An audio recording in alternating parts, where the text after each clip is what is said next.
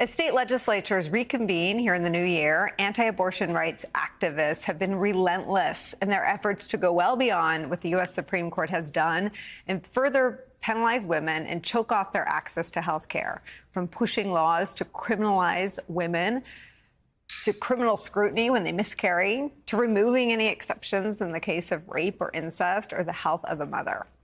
In a much-needed and massive bright spot for supporters of abortion rights, Virginia Democrats are standing up to Republican Governor Glenn Youngkin's attempt to ban abortion at 15 weeks in their state. Here's the president of the Senate, Louis Lucas, on the crisis caused by these bans.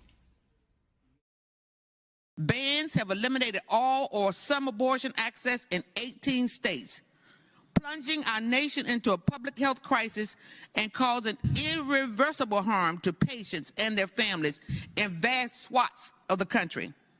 Virginia has become a critical access point for essential, time-sensitive health care, not just for people in our Commonwealth, but for the entire region.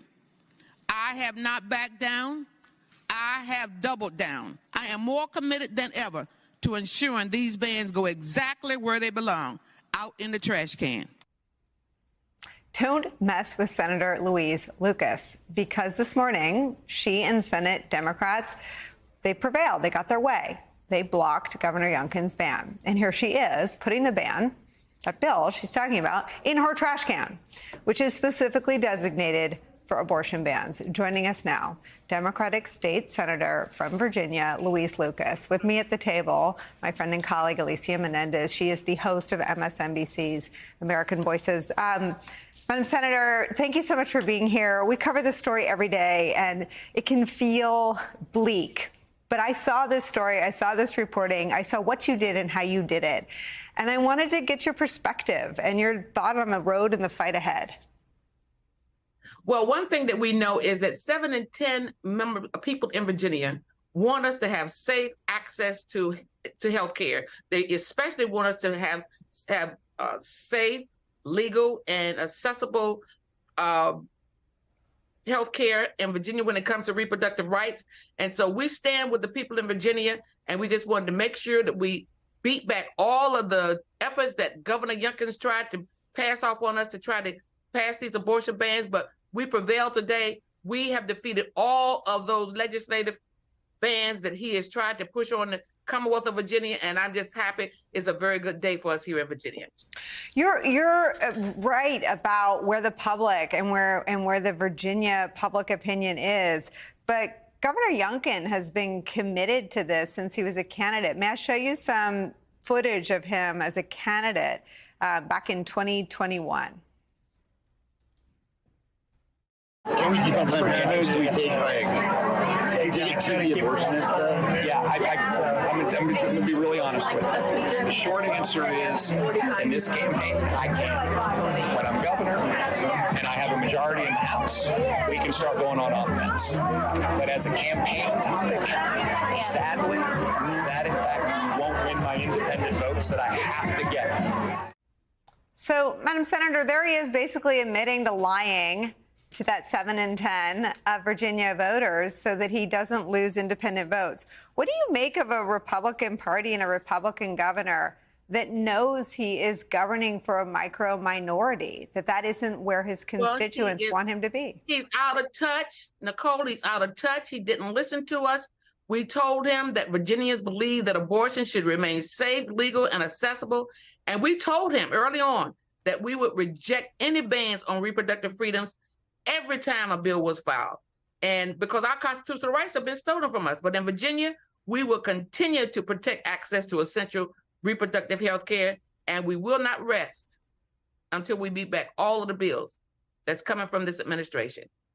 Now, Alicia, I want to bring you in on this. I mean, unfortunately for America, every state doesn't have a senator like this who can sort of be on the line for women to protect access to this health care. But this dynamic of being out of step with their own voters and knowing that the politics are horrific, to say nothing of the policy, is not unique to Youngkin. I'm so glad that you played that video of him from 2021, because he knows the political calculus. They all know the political calculus, but they're also contending with a primary where they have organizers from the March for Life, other anti-choice organizers saying, Roe wasn't the end. It was the beginning. We want an all-out, full national ban on abortion, and they have people who are willing to carry that water for them. They have Mike Pence, who says he will not rest until every state in the union has a ban on abortion. You have Kristi Noem in South Dakota just this week making it harder for pharmacists in her state to offer abortion and saying that they will be prosecuted if they do. And then you have her bullying someone like Ron DeSantis, who's doing this exact political calculus, trying to figure out how he gets through a primary, holding down those voters who they still somehow believe that they need, without getting to a general where, yes, the majority of Americans do not believe that this should be limited in the ways that they want to see it limited. Look at Kentucky. Right. Look at Kansas. Yeah, you do. Right. I mean, and it may not be framed the same way in every state, right? In some cases, it may be a question of government overreach. In some cases, it may be about health care. But the message from voters is the same, which is y'all have gone too far. Well, and the reason Glenn Youngkin has to hide from his voters in Virginia is because this is not where the public is, not even their voters. Right. This is, I mean, and what Republicans are doing, I've talked to Cecile Richards about this. The new hallmark of this version of extremism in the GOP is that the victories are never celebrated. They're doubled down upon, and then they go further. I mean, I didn't see a single Republican celebrate the overturning of Roe versus Wade. If that was really the aim, why are they now pushing bans that eliminate exceptions for rape, incest, and health of mother? Right, because they are conflicted, because they know that once people actually live with the reality of what those bans mean, which we're seeing all across this country, right? You're seeing women who have dangerous ectopic pregnancies who go in for care in some of these states that have abortion bans, and they are not able to access the health care that they need. You see women who have incomplete miscarriages, and they can't go to their doctor and just get what is a, unfortunately, routine medical procedure, right? And so they're septic. Right, and so what is amazing to me is that Republicans and anti-choice advocates have succeeded in doing what choice advocates always wanted, which was to frame this as a question of health care.